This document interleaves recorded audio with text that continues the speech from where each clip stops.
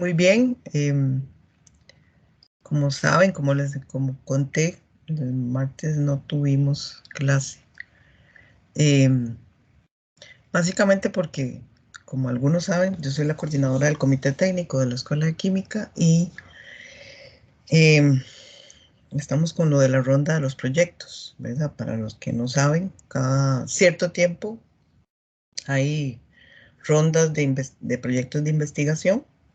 Y todos esos proyectos que presentan los investigadores de la escuela necesitan el aval del consejo de escuela, bueno, el aval del comité técnico primero y luego el aval del consejo de escuela, como requisito para poderlos presentar a la vía. Normalmente eso se hace con un espacio de tiempo suficiente, ¿verdad?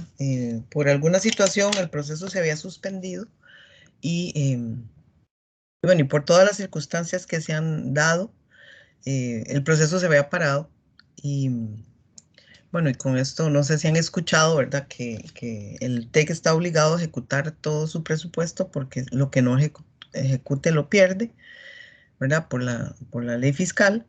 Entonces, ese proceso, digamos, de lo de los proyectos se reactivó así como, y en una semana había que entregarlos. O sea, básicamente como que el jueves, hace 8 días, llegó la reactivación del cronograma y teníamos como esta semana para hacer la aprobación. De hecho, es mañana a las 11:30 de la mañana.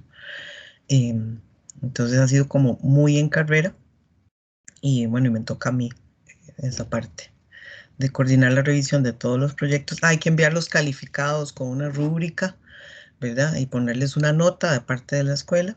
Entonces, pues sí, era bastante trabajo. Por eso suspendí la clase del martes.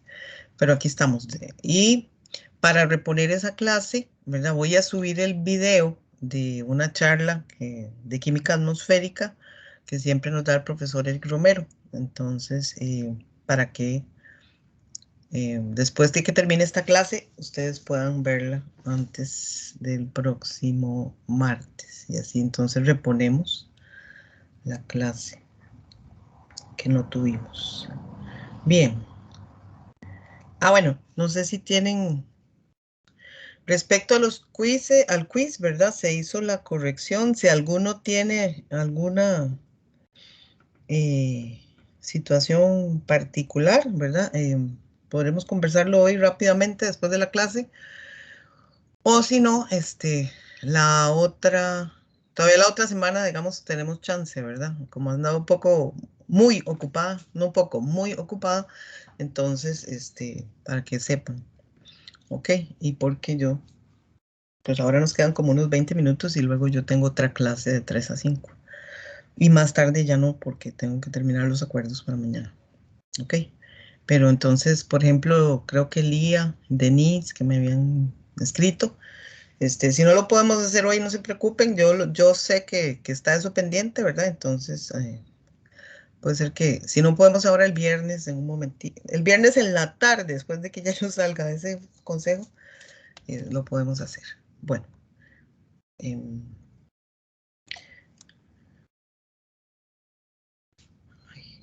ay, que no sé dónde ando. ¿Dónde ando? Ok, vamos a entrar en materia. Hemos venido hablando, ¿verdad? De lo que es el cambio climático, el calentamiento global y todas las acciones que estamos llevando a cabo, ¿verdad? Para evitar básicamente que ese calentamiento global siga por la senda que va. Entonces eso implica un cambio de nuestra forma de hacer las cosas. Ahora ya entramos básicamente al estudio de la contaminación atmosférica y lo primero es saber, ¿verdad? Que la atmósfera es una capa de gases que tiene ciertas características, ¿verdad? Que permite las diferentes actividades que se dan en la Tierra. En la troposfera, que es la parte inferior de la atmósfera, la capa tiene más o menos 12 kilómetros en promedio, ¿verdad? Como la Tierra es achatada a los polos, entonces hay zonas del planeta donde la troposfera tiene, es mayor, más grande o menor, ¿verdad? Pero en promedio se dice que tiene 12 kilómetros. Entonces, esta capa inferior, donde hacemos todas las actividades humanas, se generan los vientos, se generan las brisas, está el efecto de la geografía, el efecto de la presión y la temperatura, ¿verdad? Entonces eso hace que todos los contaminantes que ingresan a la troposfera se mezclen y se dispersen, ¿verdad? Es básicamente como una licuadora. Entran muchas fuentes de contaminación y por el movimiento de las masas de aire, todos esos contaminantes se dispersan. Luego tenemos la estratosfera, ¿verdad? Ahí está la capa de ozono, donde está el ozono estratosférico, que nos protege de los rayos cósmicos, ¿verdad?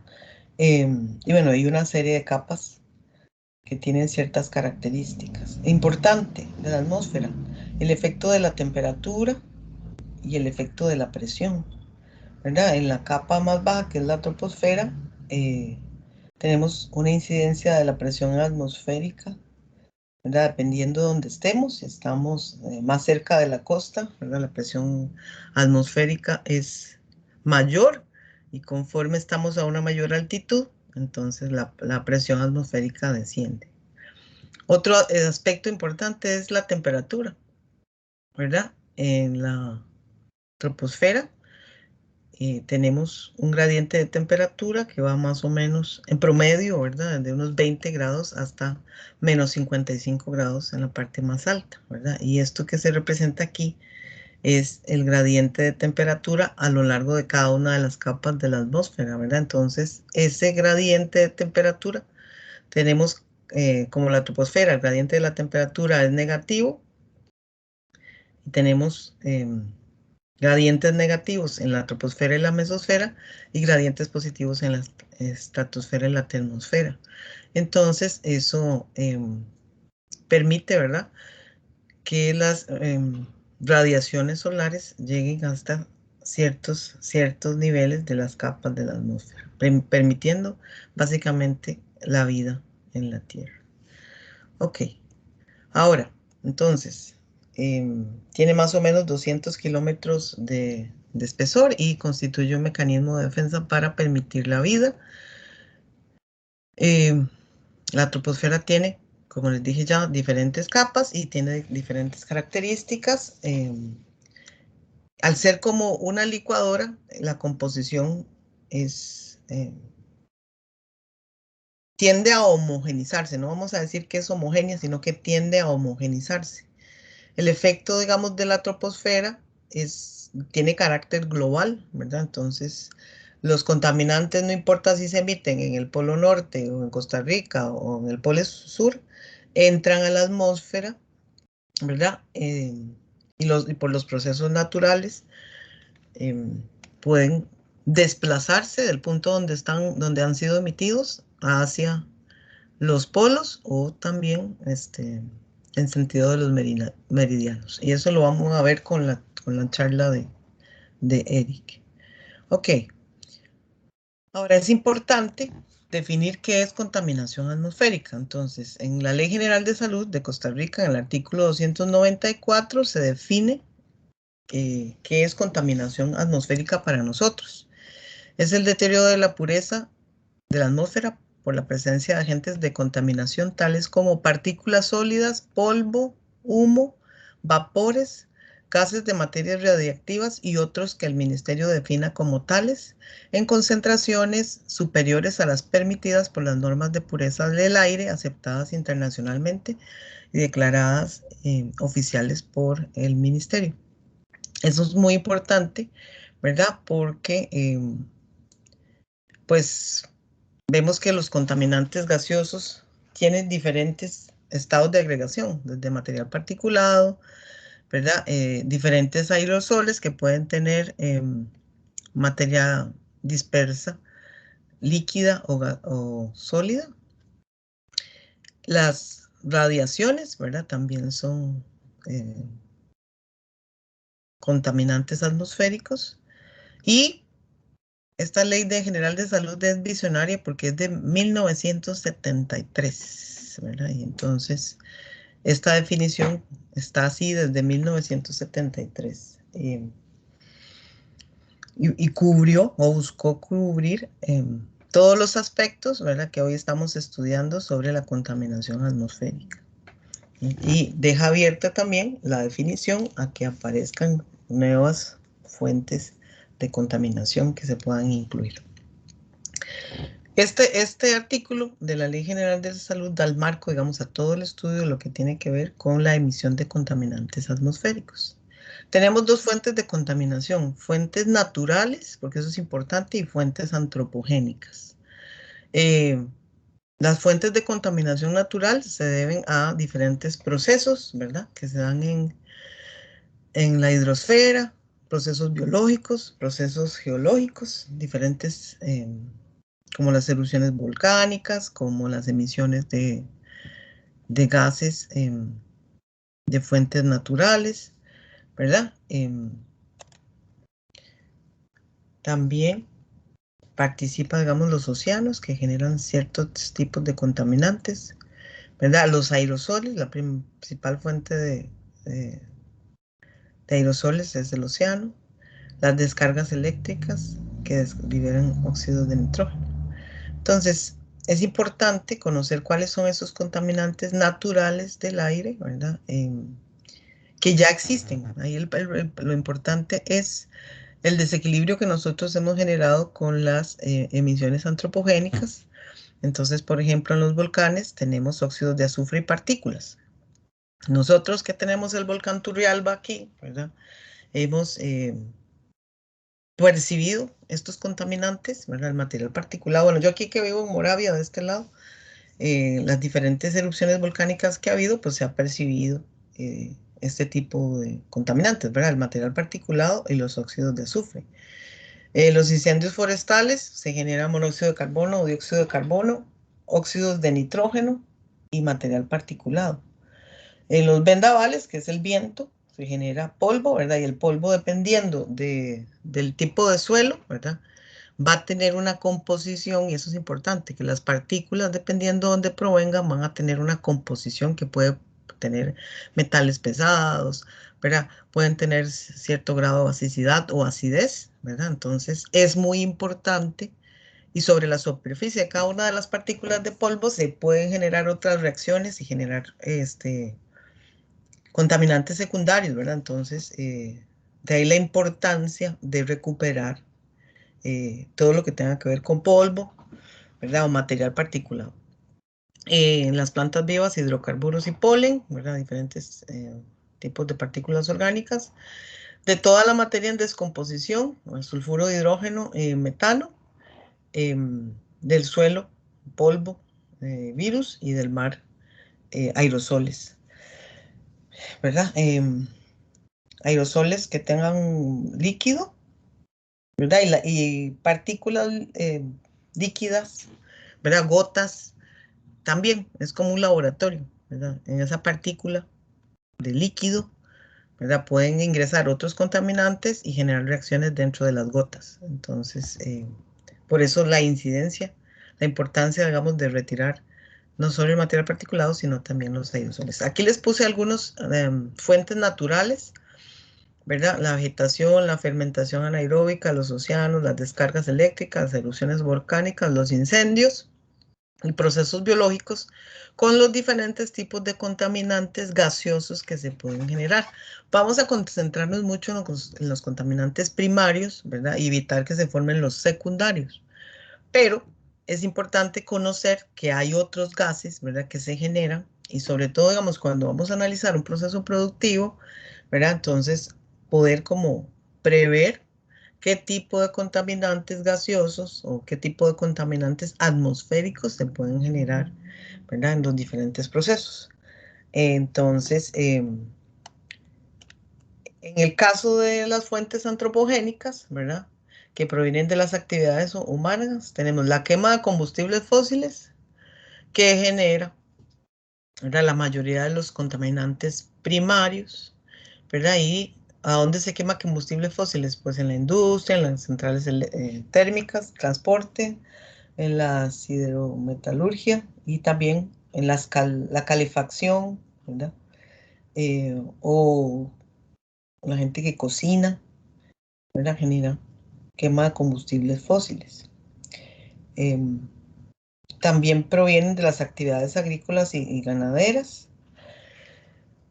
Y estas actividades, la extensión de las actividades ganaderas, ya sabemos, ¿verdad?, que generan quema de bosques, quema de rastrojos, el proceso de fertilización, las excretas del ganado generan metano y bueno, y diferentes tipos de compuestos, ¿verdad? Biogás. Y la incineración de los residuos sólidos genera también ciertos tipos de contaminantes, donde los más peligrosos son pues las dioxinas y furanos cuando los procesos de incineración no son controlados. Pero básicamente de estos procesos provienen la mayoría de los contaminantes. Algunos son contaminantes naturales, o sea, la generación del CO2, el CO2 está en la atmósfera, lo que hemos generado es un desequilibrio, ¿verdad? Ahí tenemos diferentes tipos de actividades. Entonces aquí les puse contaminantes primarios emitidos por fuentes antropogénicas. Entonces, ¿de dónde pueden provenir, cada uno de los contaminantes, como el CO2, ¿verdad? Sí, el CO y el CO2, producto de la combustión incompleta de los combustibles fósiles, ¿verdad? Y la biomasa, o sea, todos los procesos de combustión. Si la combustión no es adecuada, ¿verdad?, con el nivel de oxígeno suficiente, entonces va a generar combustión incompleta y monóxido de carbono.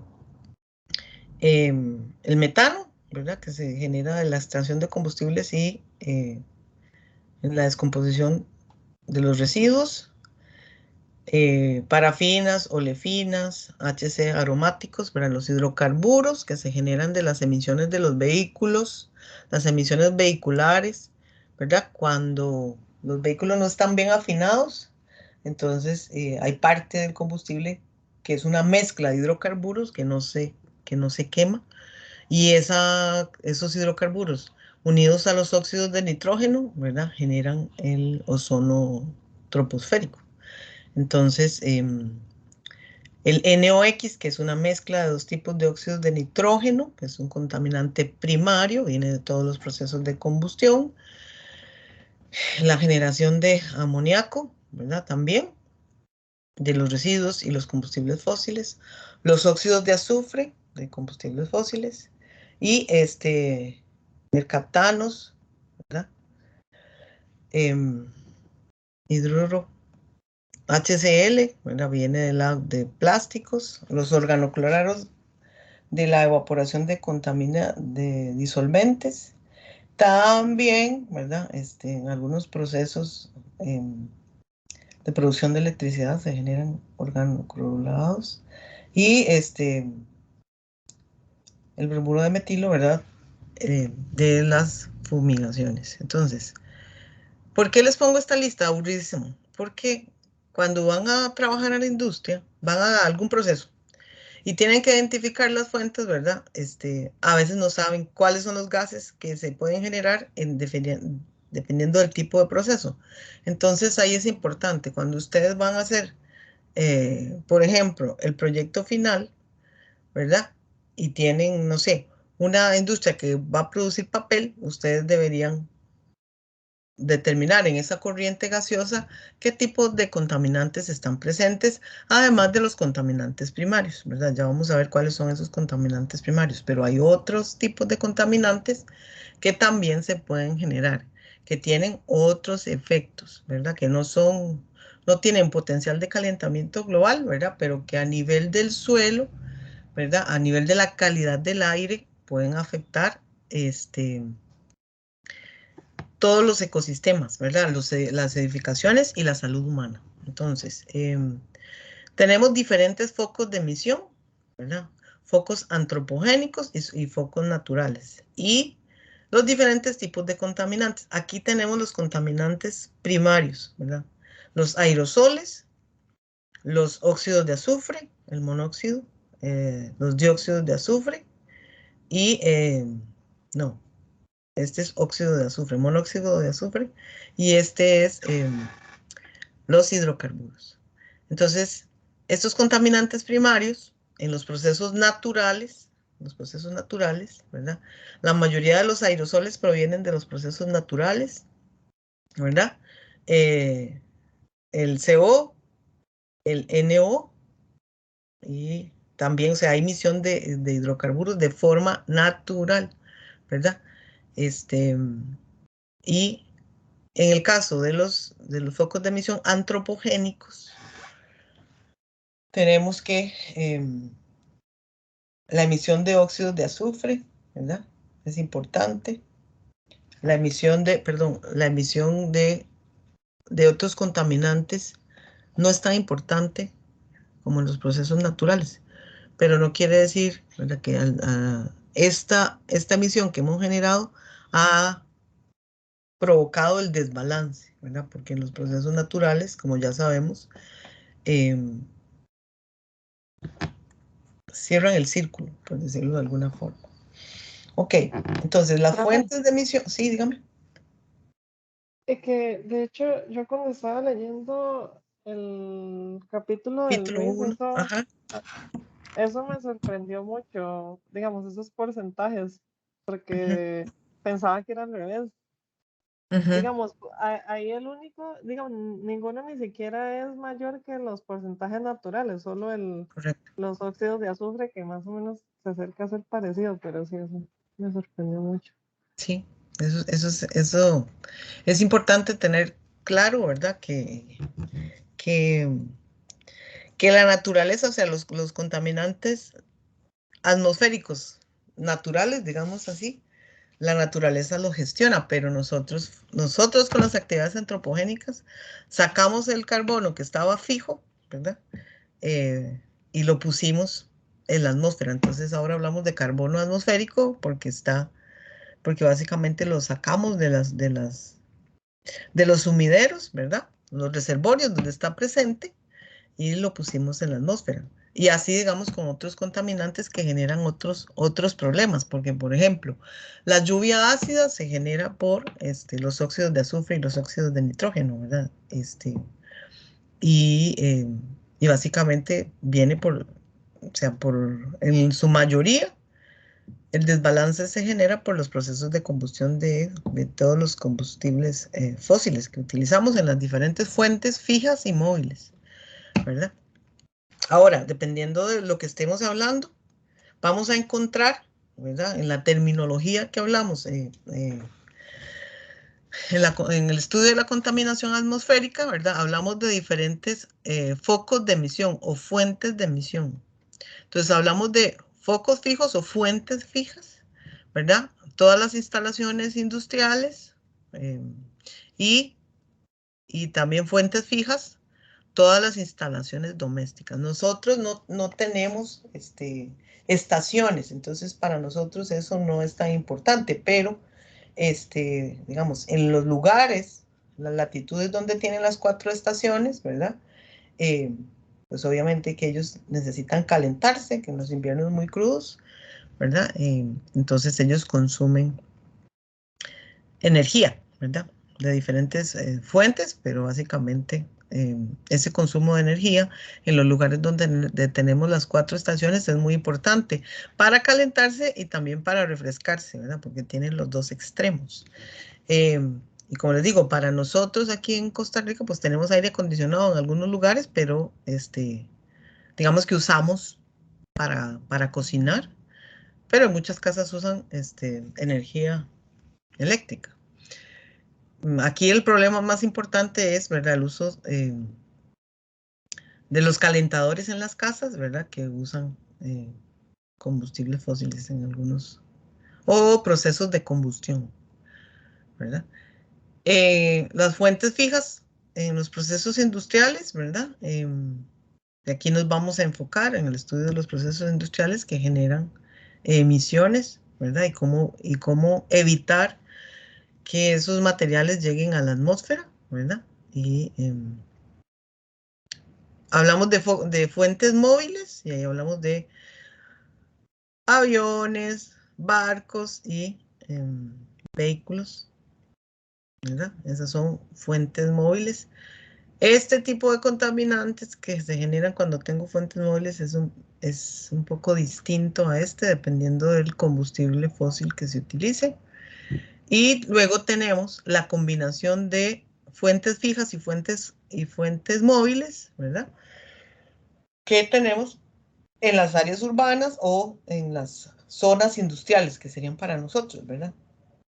En una zona industrial donde hay varias industrias, valga la redundancia, tenemos la combinación de flotillas de vehículos con la actividad propia que genera la industria, ¿verdad? Entonces ahí tenemos focos compuestos donde habría que estudiar el efecto de las fuentes móviles y las fuentes fijas, ¿verdad? Pero entonces, para que hablemos la misma terminología, entonces cuando hablamos de fuentes fijas o focos fijos, estamos hablando de instalaciones industriales donde tenemos una chimenea y por ahí, digamos, se emite el gas. En el caso de las fuentes móviles, también tenemos presencia de chimeneas, pero, ¿verdad? Estamos hablando de la mufla del carro, ¿verdad? Y igual se hace la medición de los contaminantes, la forma de medición es similar, ¿verdad? La capacidad de los equipos es distinta, pero bueno, lo veremos más adelante. Ok, es importante entonces, a la hora de identificar los diferentes tipos de contaminantes, ¿verdad? Que son muchos. Y como les dije, el hecho de que usted vea los procesos y analice más o menos qué contaminante atmosférico se puede generar en ese proceso es fundamental cuando usted va a plantear, ¿verdad? Algún estudio. Y como les digo, hay contaminantes que se generan en menor proporción, pero que su efecto es mucho más dañino, ¿verdad? Entonces, la emisión, por ejemplo, de los gases que tienen alto potencial de calentamiento global viene de fuentes antropogénicas, ¿verdad? Entonces, pues su efecto la emisión es menor, pero su efecto dura a largo plazo y es mayor. Entonces, acuérdense que analizamos la estabilidad de los contaminantes y analizamos su tiempo de permanencia. Entre más estable sea el contaminante, más permanece. Entra en los patrones naturales del clima, ¿verdad? Y se desplaza. Entonces, por ese carácter global que tiene la atmósfera, ¿verdad? Estudiar meteorología es algo muy importante, ¿verdad? Por ver los patrones de los vientos, ¿verdad? Cuando vemos modelaciones también estudiamos la topografía, porque la topografía también afecta la dispersión de los contaminantes y la radiación, porque los contaminantes atmosféricos se generan por la reacción de contaminantes primarios y el efecto de la radiación solar. Entonces,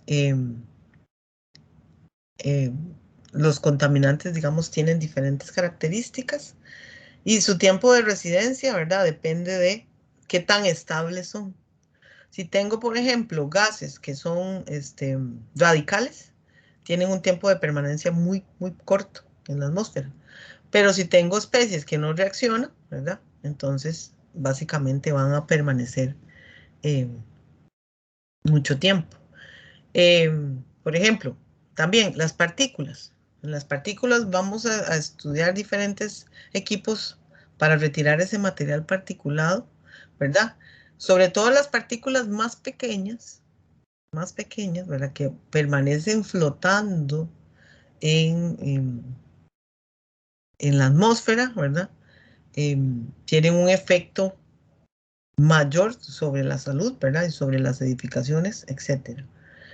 Entonces es importante que dependiendo de su tamaño, entre más grande la partícula, más fácil ella se va a sedimentar, pero las partículas más pequeñas permanecen flotando y son como laboratorios móviles. Cada una de esas partículas tiene superficie y sobre esa superficie se pueden dar diferentes tipos de reacciones, ¿verdad? Tanto de partículas sólidas como de partículas líquidas, ¿verdad? Ok. Importante, las diferentes unidades de medida con las cuales se miden los gases, ¿verdad? Ya lo vieron en el capítulo 3, ¿verdad? Las partes por millón, partes por billón, porcentaje volumen, centímetro cúbico por metro cúbico. Y cuando hacemos mediciones de partículas, hablamos de microgramos por metro cúbico, ¿verdad? Para calidad del aire, son concentraciones muy bajitas, y miligramos por metro cúbico para emisiones. ¿Verdad? Entonces ahí vamos a ver dos conceptos. El concepto de emisión, cuando ya el contaminante está, se introdujo en la troposfera, se mezcló, se dispersó, ¿verdad?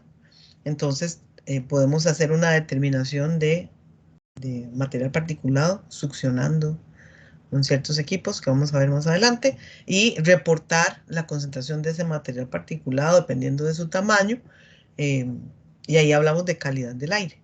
Y estas unidades de concentración que son mayores es cuando medimos en fuentes fijas, ¿verdad? Cuando medimos directamente en la chimenea, ¿verdad? O en la mufla del carro, ¿verdad? Tenemos unas concentraciones de contaminantes que obviamente están más concentradas y son mayores. Entonces, la máxima cantidad que se puede emitir de los contaminantes está regulada por la legislación ambiental, ¿verdad? Y se establecen ciertos valores de referencia, normas. Cuando estamos por encima pues, de la norma no estamos cumpliendo y tenemos que hacer ciertas medidas correctivas. Entonces, aquí por ejemplo tenemos partículas PM10, ¿verdad? Son partículas con tamaño de 10 micras y menores, ¿verdad? Que es uno de los contaminantes, digamos, que se mide cuando se determina la calidad del aire. También hay PM2.5, en este caso no tenemos. Aquí me dan un periodo de referencia anual, puede ser de anual o puede ser una medición de 24 horas. Y me dan un valor límite que vean que está en microgramos por metro cúbico. Entonces, se establecen ciertas medidas correctivas, ¿verdad? En la próxima clase vamos a ver todo lo que tiene que ver con calidad del aire, con el índice de calidad del aire, ¿verdad? La aparición de diversos tipos de sensores que me permiten ver desde mi celular, desde una aplicación, ver cómo está la calidad del aire en una ciudad, ¿verdad? Y básicamente es un índice con colores, que digamos, si está verde, es que la calidad del aire está excelente, ¿verdad? Y si está rojo, ese día no hay que salir. Nosotros en Costa Rica tenemos la legislación, ¿verdad? Pero no tenemos una red de monitoreo de la calidad del aire como tal. Pero, ¿verdad? La gente cada vez más usa ese tipo de sensores.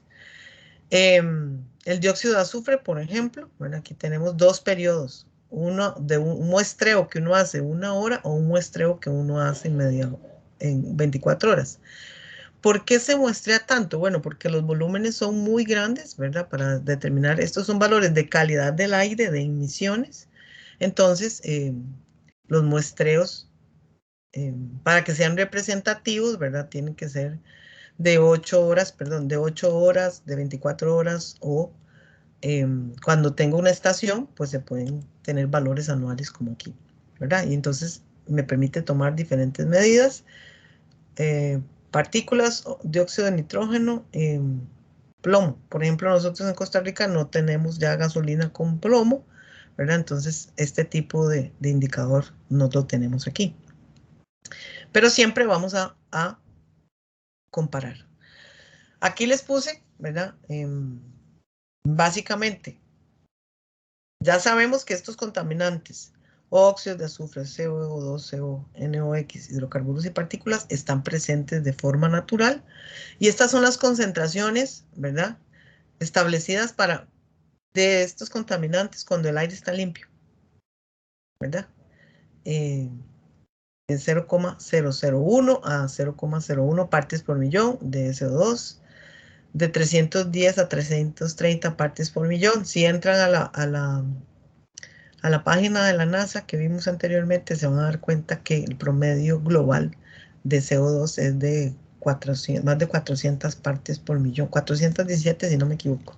O quiere decir que estamos viviendo ahorita con aire contaminado, ¿verdad? Ya no, claro, esos son valores promedio, ¿verdad? Que conste, hay lugares donde tenemos concentraciones así bajas, pero el valor promedio es de más de 400 partes por millón, ¿verdad? Y dependiendo de dónde midamos, pues vamos a tener valores mucho mayores que estos. Digamos, si medimos en la chimenea de una industria, ¿verdad? Vamos a tener concentraciones mayores, mucho mayores. CO2 menor a 1 parte por millón, entre 5 y 200 partes por millón. De óxidos de nitrógeno, ¿verdad? Unas cantidades muy pequeñas. Más de 0.01 partes por millón, te estamos hablando de aire contaminado. Hidrocarburos, 1 parte por millón, aire limpio. Y partículas de 10 a 20 microgramos por metro cúbico, ¿verdad? Y tenemos aire contaminado si tenemos de 70 a 700 microgramos por metro cúbico. Y en algunas grandes ciudades, donde se forma una nube de smog, ¿verdad? Solamente por el flujo vehicular, pues todos esos valores se sobrepasan. Entonces, para eso, o sea, para cuidar precisamente en las ciudades, ¿verdad? Se establece una red de vigilancia de la calidad del aire. Aquí tengo una foto de la ciudad de Madrid. Bueno, y luego vamos a estudiar un poquito más, ¿verdad? De que hay diferentes estaciones colocadas en diferentes puntos de la ciudad conectadas, ¿verdad? Entonces usted puede entrar y ver en tiempo real cómo está la calidad del aire en el lugar donde usted vive y puede tomar medidas, ¿verdad? Esto es lo ideal, tener una red de estaciones de vigilancia de la calidad del aire. Como les dije, en Costa Rica tenemos, bueno, se hacen informes de la calidad del aire, pero creo que desde el 2012 salió el último y no se han vuelto a hacer, ¿verdad? Y se estableció en Costa Rica un índice de la calidad del aire, pero no tenemos redes automáticas, ¿verdad? Sí hay estaciones, pero esas estaciones, pues hay que hacer un muestreo de la forma tradicional, ¿verdad? Entonces, lo que tenemos en los informes de calidad del aire es información histórica de cómo estuvo la calidad del aire en un periodo de tiempo. Si usted hoy quiere saber, por ejemplo, frente al Hospital San Juan de Dios, cómo está la calidad del aire, ¿verdad? No hay, a menos que lleve uno de estos sensores baratos y todas estas aplicaciones, ¿verdad? Con los que usted puede medir, no existe una red de calidad del aire como tal. Ok. Entonces, retornando a la definición, ¿verdad? De lo que es contaminación atmosférica, vimos que hay formas de energía y que hay sustancias químicas, ¿verdad? En las formas de energía están las radiaciones y la contaminación sonora. Nosotros, digamos, no hacemos mediciones del sonido, ¿verdad? Sino que nos vamos a concentrar porque se supone que es competencia de los ingenieros en seguridad laboral, ¿verdad? Y nosotros trabajamos con las emisiones a nivel externo, digámoslo así, ¿verdad? Entonces trabajamos con gases, partículas y olores. Con este grupo de sustancias químicas es en las que nosotros nos enfocamos. ¿Ok? Gases, partículas y olores. Entonces, cuando vemos los equipos de control de emisiones, ¿verdad? Vemos dos grandes grupos de equipos. Los equipos para controlar el material particulado y los equipos para eliminar gases, ¿verdad? Ok. También, ¿verdad? Tenemos contaminantes que no son nocivos y contaminantes que son nocivos. Y otra clasificación de los contaminantes es según la procedencia, ¿verdad? Contaminantes primarios que se generan directamente al proceso de la combustión y contaminantes secundarios que se generan por la reacción de contaminantes primarios junto con la radiación solar. Entonces aquí tenemos como un listado de los contaminantes más comunes que encontramos. Los aerosoles. En los aerosoles ya sabemos, ¿verdad? Que tenemos una fase dispersante y una fase dispersa. Entonces aquí, cuando hablamos de aerosoles, pueden ser suspensiones coloidales con materiales sólidos o líquidos, ¿verdad? Los humos, ¿verdad? Provienen de un proceso de combustión. pero un aerosol no necesariamente viene de un proceso de combustión, ¿verdad? Entonces son parecidos pero diferentes. Entonces los humos específicamente provienen de la combustión y aerosoles pueden venir de aerosoles con partículas, con gotas, ¿verdad? Por ejemplo, del mar o de cualquier proceso donde se manejen líquidos, o corrientes gaseosas que tengan material particulado. Les pongo un ejemplo, el cemento. El cemento genera mucho material particulado, entonces tenemos aerosoles, pero ¿verdad?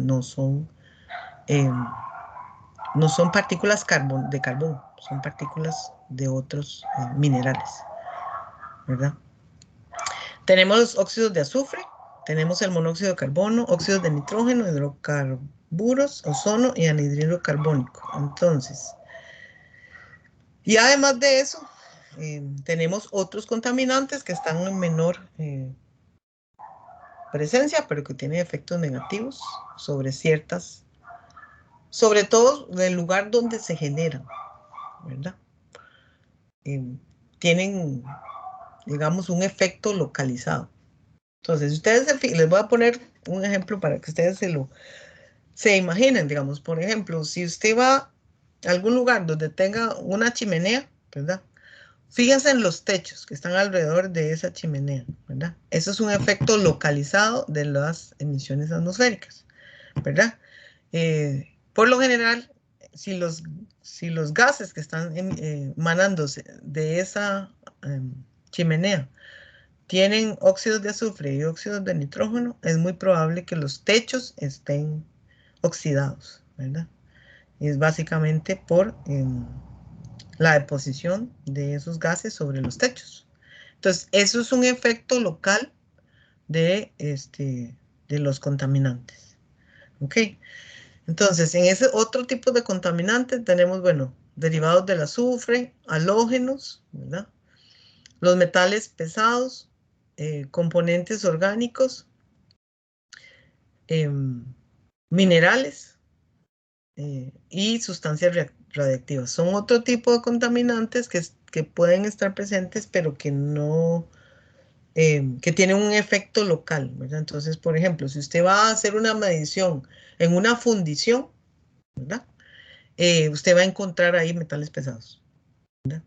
Y damos ahí toda una metodología para medir metales pesados. Pero cuando yo hablo de contaminantes primarios, no se incluyen eh, los metales pesados. Bueno, aunque ahora sabemos que cada vez más están presentes. Entonces, tenemos el CO2, eh, que tiene una presencia natural en la atmósfera, no es tóxico, ¿verdad? Pero se considera importante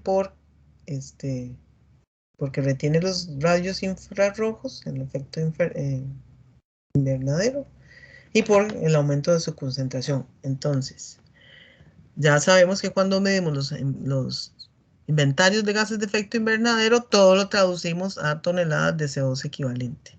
Al CO2 se le da un potencial de calentamiento de 1, ¿verdad? Y con respecto a él, pues se calcula el potencial de calentamiento de todos los demás gases, ¿verdad? Pero él está presente de forma natural, ¿verdad? Y no es tóxico. Genera otros efectos importantes. El monóxido, ¿verdad? El CO, también está presente en forma natural, ¿verdad? Y él se elimina porque con los radicales hay reacciones en la atmósfera donde se genera CO2, ¿verdad? Pero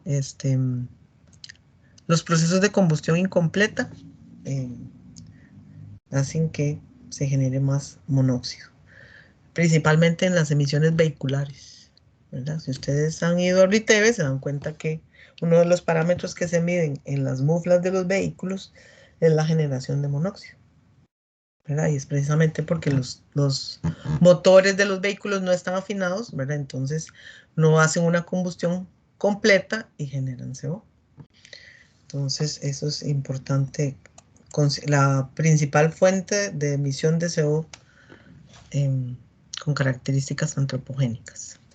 Tenemos el SOX. Cuando veamos la norma van a ver que los valores normados se refieren al SOX. El SOX es una mezcla de dióxido de azufre y trióxido de azufre, porque los dos se pueden generar, ¿verdad? En los procesos de combustión, ¿verdad? Entonces, la norma, cuando hacemos la medición, ¿verdad? Se refiere a SOX, que es la mezcla de los dos, ¿verdad? El SO2 tiene un tiempo de residencia corto, ¿verdad? El detalle es, ¿verdad?, que se puede depositar, puede hacer una deposición seca o húmeda y se oxida para generar sulfato y se combina con el vapor de agua que está presente en la atmósfera y genera ácido sulfúrico, ¿verdad? Entonces, o la lluvia ácida. Básicamente son gases disueltos en el vapor de agua que está en las nubes y eso genera la lluvia ácida. Óxidos de nitrógeno también. Los NOx es el conjunto de NO y NO2, ¿verdad?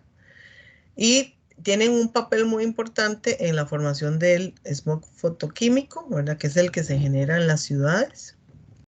El NOx reacciona con los compuestos orgánicos volátiles, ¿verdad? Que se generan por la mala combustión en los vehículos, ¿verdad?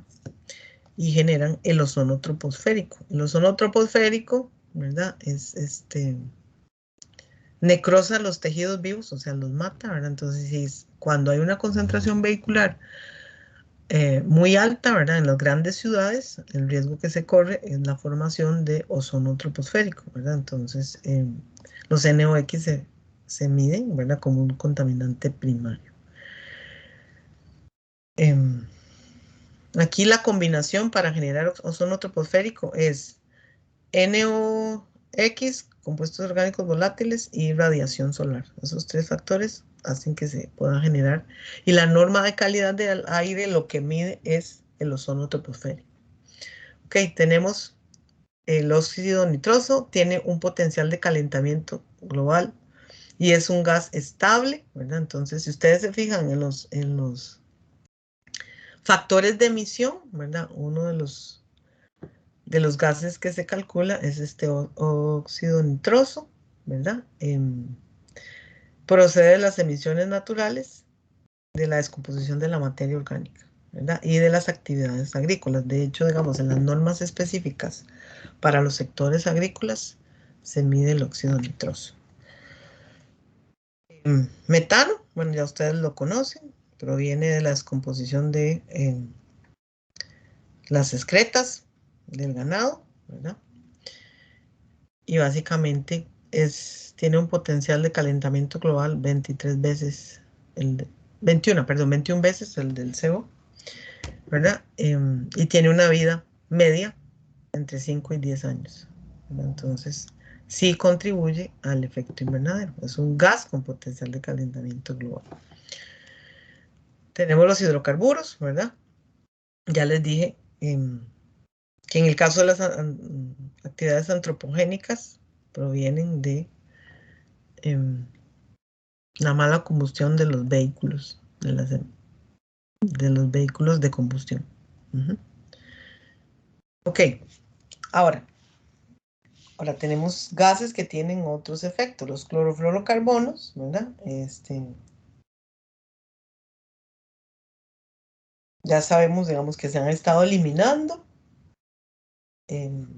porque básicamente son los responsables de la destrucción de la capa de ozono. Entonces se ha venido sustituyendo este tipo de gases por otras moléculas que no tengan ese efecto sobre la capa de ozono. Las partículas, como ya les hablé, ¿verdad?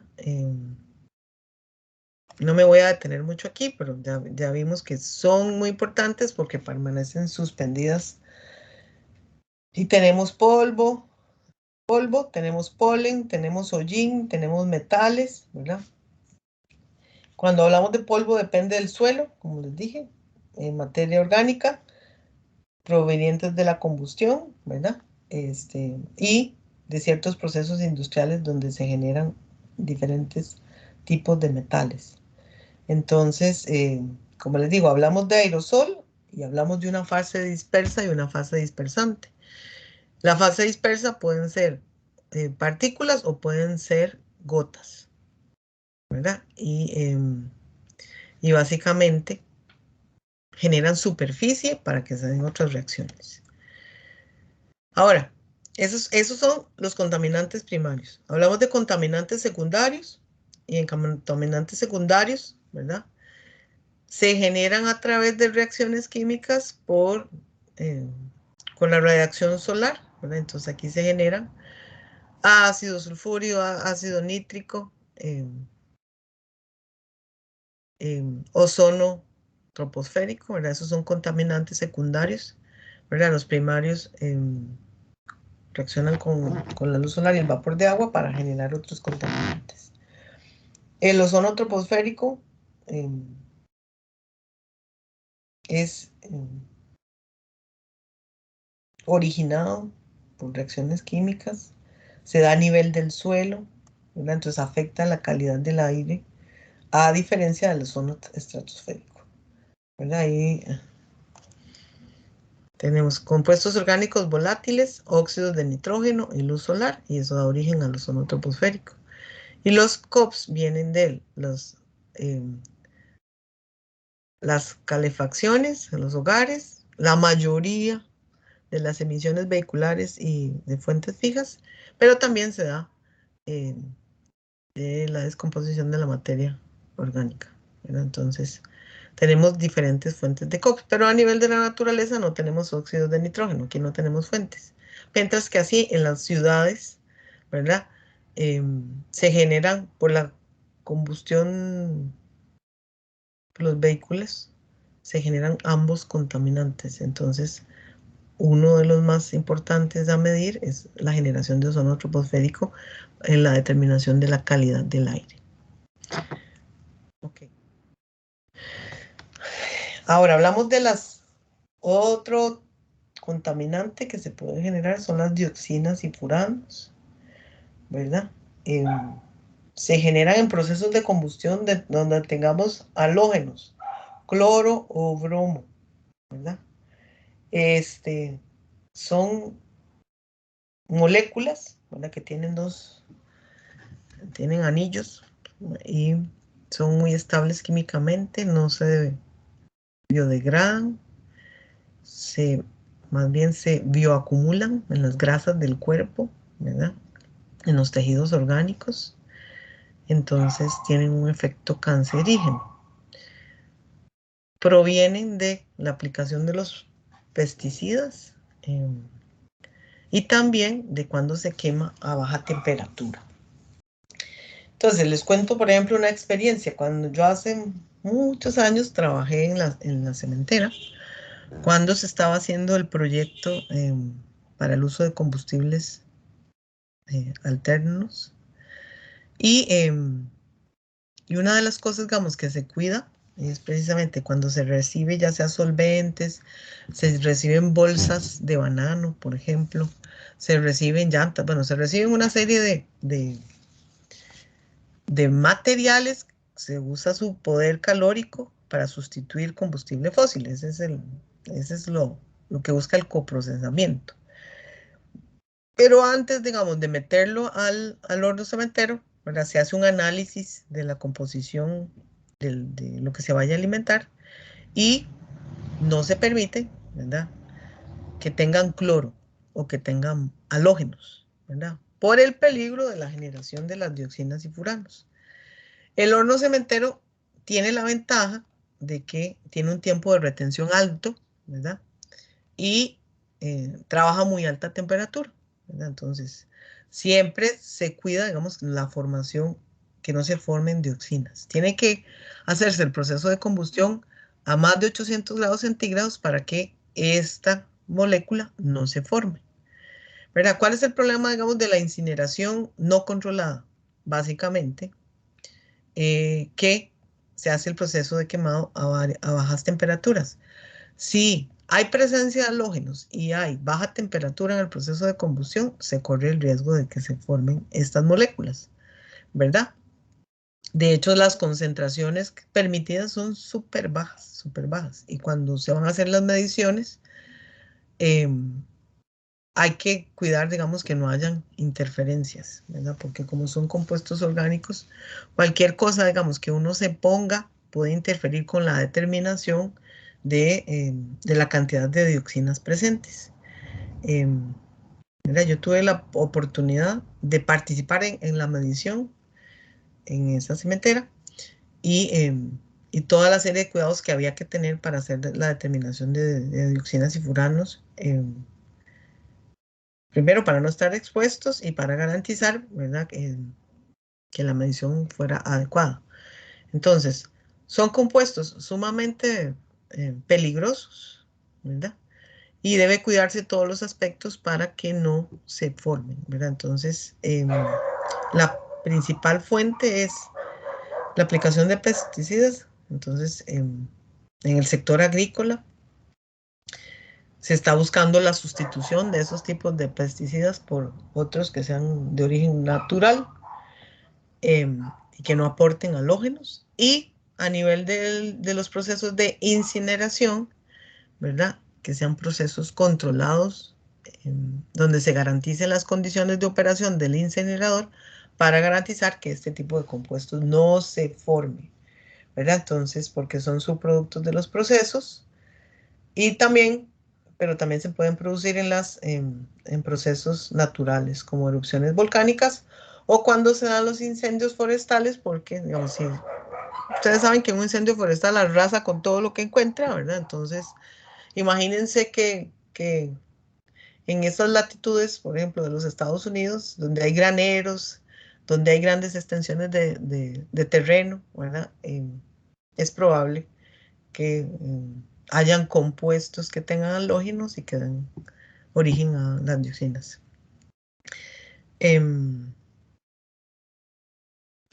Ok, no sé.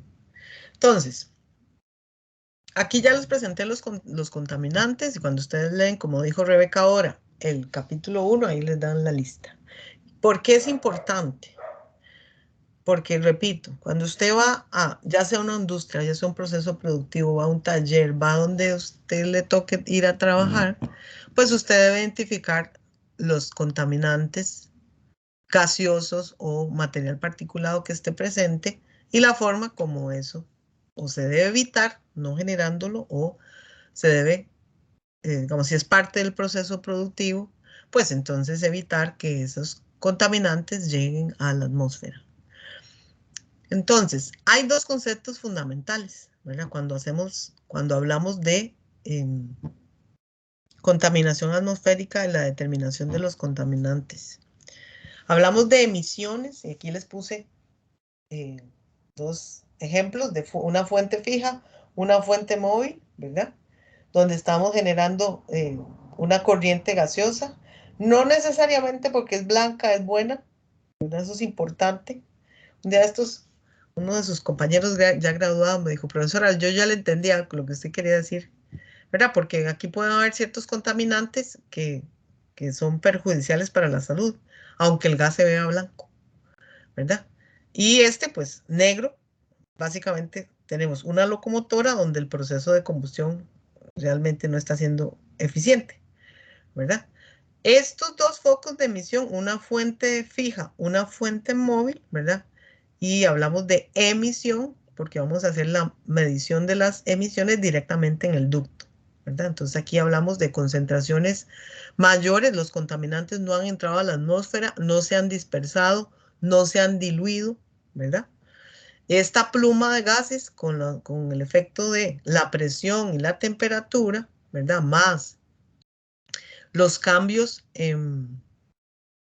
por los vientos y las brisas y la geografía hacen que estos contaminantes se dispersen, ¿verdad? Y entonces, cuando ya se dispersaron, hablamos de emisiones, hablamos de calidad del aire. Entonces, son dos conceptos que yo necesito que ustedes tengan muy claro. Entonces, emisiones.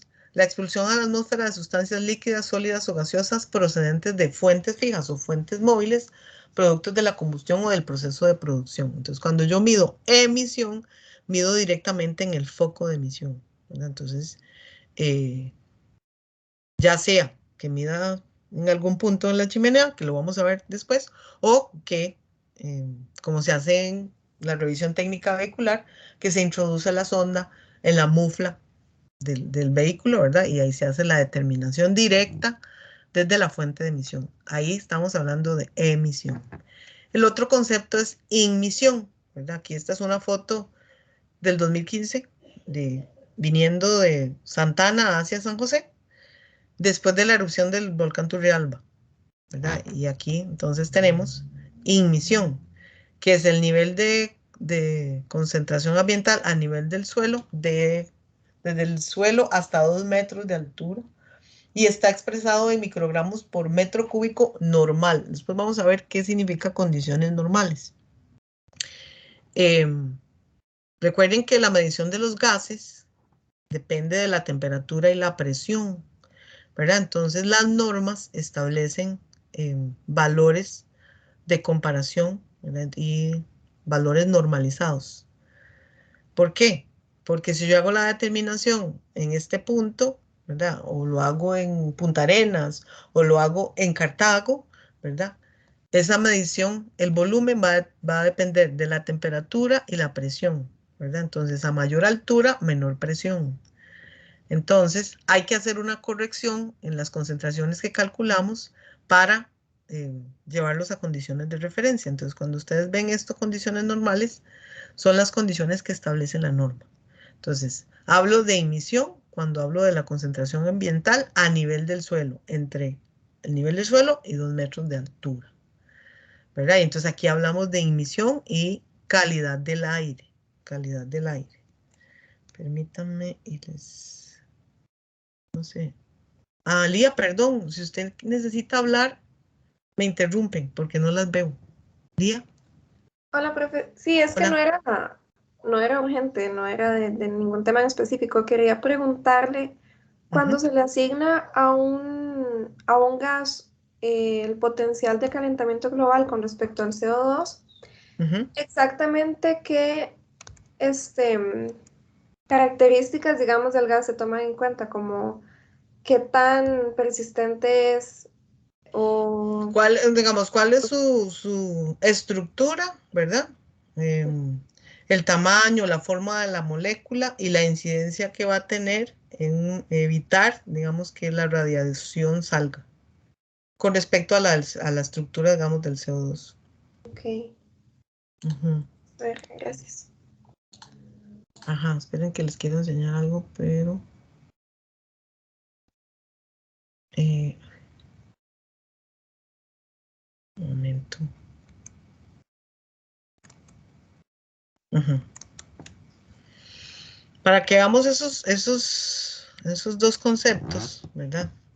Si terminamos el curso y luego me los encuentro y hablamos de emisión e inmisión y ustedes tienen ese concepto claro, yo me doy por satisfecha, ¿verdad? Entonces, aquí yo hice esta presentación ya haciendo una comparación después de que hizo erupción el volcán Turrialba. Esta es del Irazú de 1963, ustedes no habían nacido, ni yo, y esta es del volcán Turrialba en el 2015, ¿verdad? Entonces, aquí es un foco, eh, una fuente natural, y cuando sale esto, que se llama la pluma de gases, ¿verdad?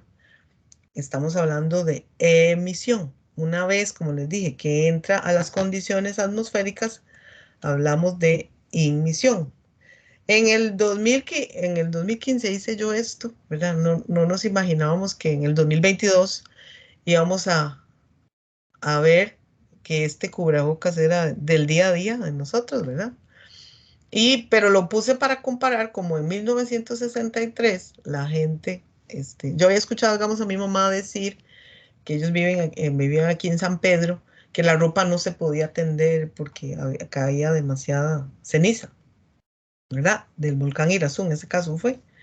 Entonces yo hice una comparación, ¿verdad? De fotos viejas de 1963 con fotos de esa erupción del 2015, ¿verdad?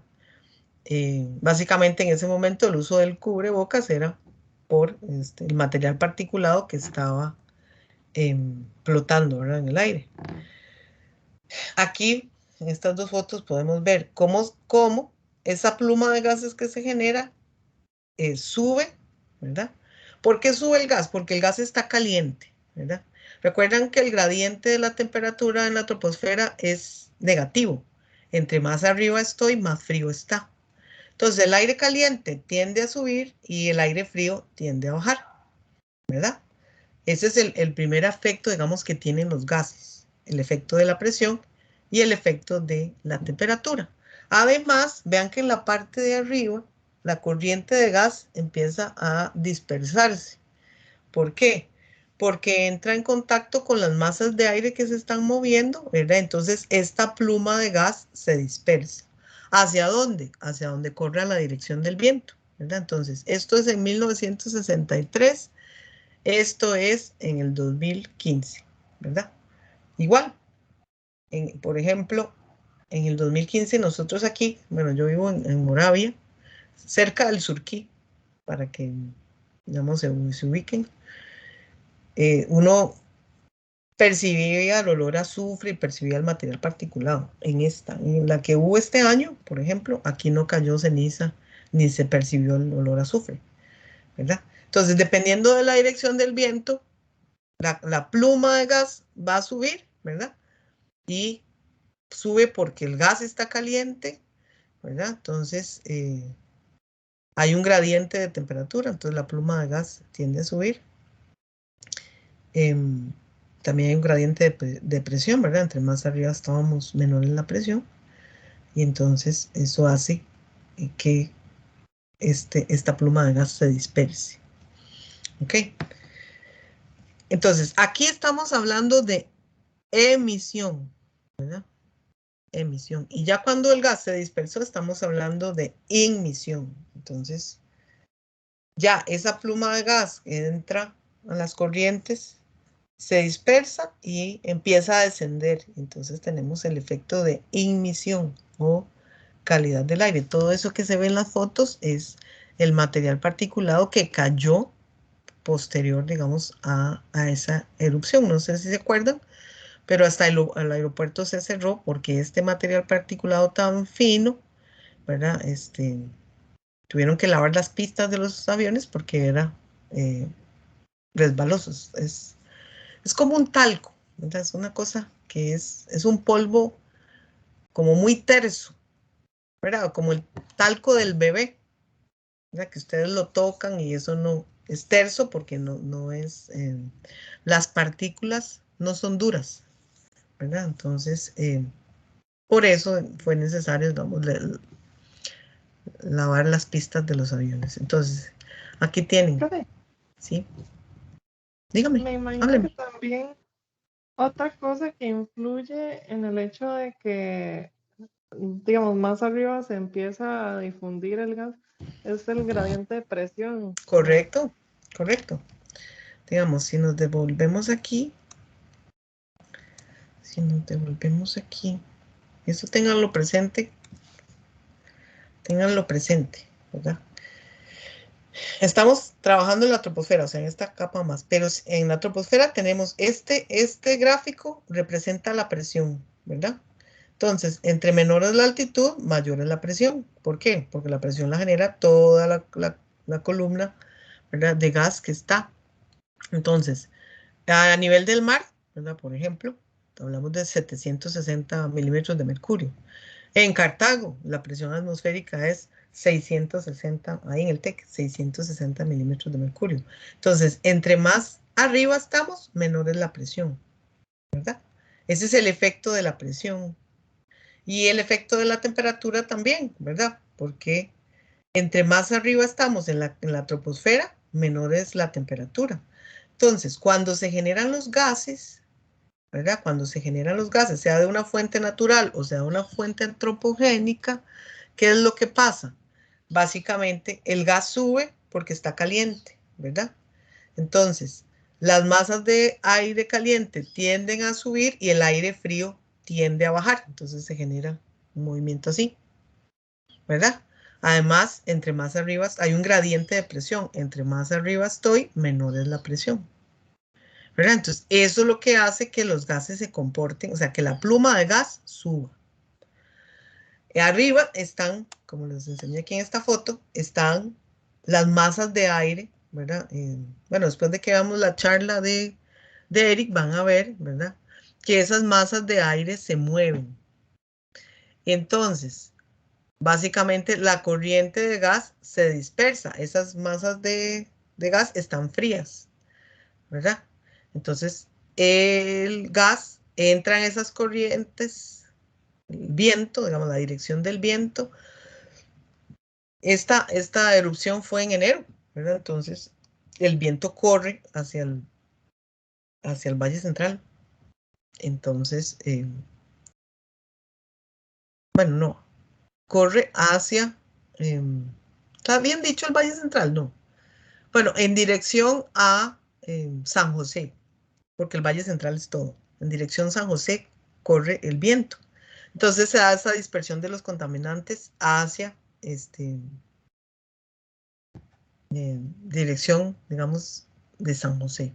En esa época del año, porque si estamos en la época lluviosa, la dirección del viento cambia, ¿verdad? Entonces, ¿qué pasa? Una vez que el gas se enfría, ¿por qué aquí baja?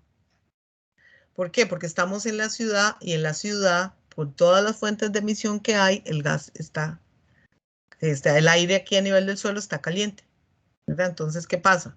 Este aire caliente tiende a subir y el material particulado que es arrastrado por las masas de aire tiende a bajar. Entonces, por eso es que aquí, digamos, se deposita todo ese material particulado, ¿verdad? Entonces, sí, tenemos efecto de la presión y tenemos efecto de la temperatura. También por eso, ¿verdad? Es que tenemos, cuando hacemos las mediciones de los contaminantes, tenemos siempre que hacer una corrección. Tenemos que medir siempre temperatura y presión en el lugar en el que estamos midiendo y vamos a ver más adelante, hay que hacer una corrección para poder comparar con las normas. La norma, ¿verdad?, establece una temperatura y presión normal. Entonces, todas las mediciones hay que traducirlas a temperatura y presión normal para poder comparar con la norma, ¿verdad? ¿Sí me expliqué?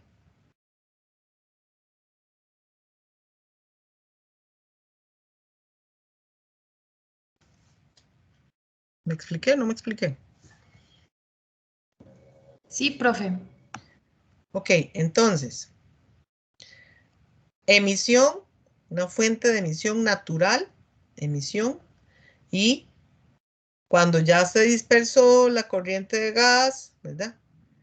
Aquí ya tenemos calidad del aire, ¿verdad? Entonces aquí estamos hablando de inmisión, emisión, inmisión, ¿verdad? Entonces, esos dos conceptos es súper importante que los tengamos. Mucha que de aquí. Entonces, la dispersión de los contaminantes, ¿verdad? Se difunden en la parte baja de la troposfera. Y otra cosa importante que no mencioné es que no actúan solos, ¿verdad? Entran en contacto con otros contaminantes y por eso se dan las reacciones que generan los contaminantes secundarios, ¿verdad? Los que son más reactivos generan una contaminación local, ¿verdad? Yo les dije que hay contaminantes que son radicales, por ejemplo, que duran segundos en la atmósfera, porque o sea, salen e inmediatamente reaccionan. Y los que son más estables, ¿verdad? Son los que suben a las capas más altas de la atmósfera, ¿verdad? Y hay un tercer, hay, vamos a ver, contaminantes que suben a las capas más altas de la atmósfera. Hay algunos que tienen un tiempo de residencia y una estabilidad media, y hay los gases de efecto invernadero, ¿verdad? Que tienen, que suben a las capas más altas de la atmósfera y que pues se mantienen ahí, ¿ok? Y el tiempo en que tardan en llegar es años, ¿verdad? No es un proceso de días, es un proceso de varios años. Ok, entonces, importante ¿verdad? La forma como los contaminantes se difunden en la parte baja de la troposfera, donde se emiten de fuentes fijas o fuentes móviles, ¿verdad? Por el efecto de los vientos, de las brisas, las diferentes de presión y temperatura, se da la mezcla de contaminantes. Con la energía del sol se dan procesos, reacciones químicas que los transforman en contaminantes secundarios. Y el tercer proceso es el proceso de deposición, ¿verdad? Que tenemos deposición seca y deposición húmeda. Entonces, básicamente, en los procesos de deposición, esos contaminantes se incorporan en los ecosistemas, ¿verdad? En otros puntos, generando diferentes, la acidificación del suelo, la acidificación de los cuerpos de agua, ¿verdad? Ese tipo de efectos, que serían los efectos de los contaminantes secundarios. Entonces, en el caso de la deposición húmeda, es cuando los contaminantes se mezclan con el vapor de agua y se depositan en forma de lluvia, de nieve, de niebla o de rocío, ¿verdad? Básicamente el vapor de agua se condensa, se forma una disolución. Alguien dijo aquí algo, recuerden que el profe no ve las manitas así. Veo aquí. Y tenemos deposición seca, que básicamente es por el material particulado, por ejemplo, ¿verdad? Que se emite en los diferentes focos de emisión. Las partículas más grandes tienden a depositarse por el efecto básicamente del tamaño de la partícula, ¿verdad? O porque por fuerzas, ¿verdad? Se adhieren a ciertos tipos de materiales, ¿se acuerdan? Vimos absorción, que es la adhesión de ciertos compuestos gaseosos, ¿verdad? A sólidos. Entonces, por ejemplo, los compuestos orgánicos volátiles se adhieren a diferentes tipos de carbón, ¿verdad? Entonces, ahí podemos tener un proceso donde esos contaminantes se depositan en un proceso de deposición seca, o por el efecto de la gravedad, el tamaño de la partícula, se sedimenta, ¿verdad? Y en el caso de la deposición húmeda, porque se combina, ¿verdad? Por reacciones secundarias, generando el efecto de la lluvia ácida, entre otros. Tenemos las emisiones antropogénicas, provienen de las diferentes actividades humanas. Esas emisiones entran a la troposfera, ¿verdad? Se mezclan y se transportan del punto donde se emiten, ¿verdad? Por el efecto de la presión, la temperatura, los vientos y las brisas, se mezclan y se transportan, generan reacciones químicas, ¿verdad? Por la radiación solar y la presencia de vapor de agua en la atmósfera, se generan reacciones químicas que generan contaminantes secundarios, y estos a su vez tienen procesos de deposición, ¿verdad? Hablamos de, por ejemplo, los óxidos de nitrógeno, ¿verdad? Al combinarse con el vapor de agua generan ácido nítrico, ¿verdad? Entonces generan una deposición húmeda. O, por ejemplo, los óxidos de azufre reaccionan con el vapor de agua y generan ácido sulfúrico, ¿verdad? Entonces, la lluvia, ¿verdad?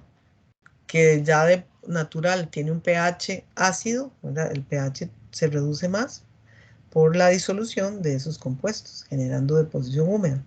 Y luego, ¿verdad? Tenemos procesos de deposición seca por efectos gravitacionales o por fuerzas que se establecen con ciertas sustancias donde se dan procesos de absorción, ¿verdad? Esto tenemos. Vamos a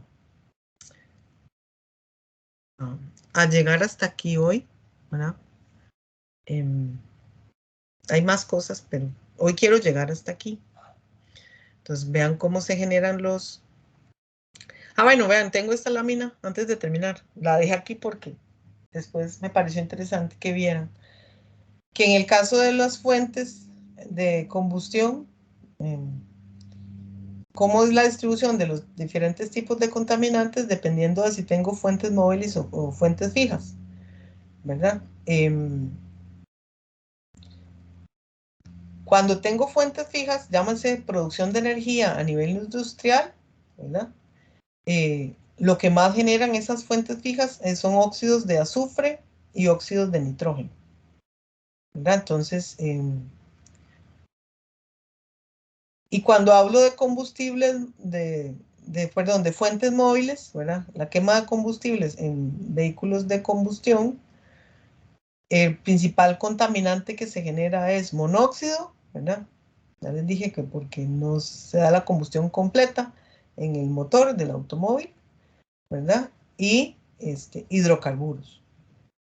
Y estos hidrocarburos son los que generan, junto con los óxidos de nitrógeno, el ozono troposférico, ¿verdad? Entonces vean que el tipo de emisión en las fuentes móviles su composición es distinta a las fuentes fijas. Si ustedes comparan, por ejemplo, ven en un reporte de RITEVE, lo que se controla para las fuentes móviles es el monóxido, es los hidrocarburos y también el oxígeno. Mientras que la normativa para fuentes fijas controla óxidos de azufre y óxidos de nitrógeno, porque son los componentes más importantes.